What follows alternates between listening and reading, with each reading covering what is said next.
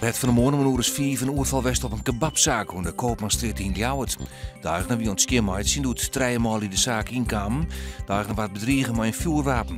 Maar een heel bedrag binnen de treien er al rinnend van terug in. Een wargenetactie het neer opsmieten. Shinky Knecht had de finale van het Olympisch shorttrack toernooi in Sochi net helle. De bandegeerste bereikte maar wat gelok vol de hele finale van de 1500 meter, maar waard der treden. Alleen nog de eerste 2 ging terug naar de finale. Knecht riet nou in de B-finale voor de plakking 5 onder mij 8. Sven Kramer docht sneu mogelijk net mee onder de 1500 meter bij de Olympische Spelen. Dat had er van de morgen zijn na zijn training.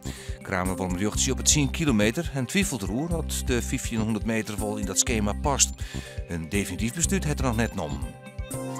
Joen en vannacht eerst nog wat Rijn, later klert het op en het wordt een gratis 2. Er is kans op gladens. Morgen is zinnen, dan bewolking, volgt terug Rijn, dit dan 7 graden en de zuidwestenwind is matig onkrachtig.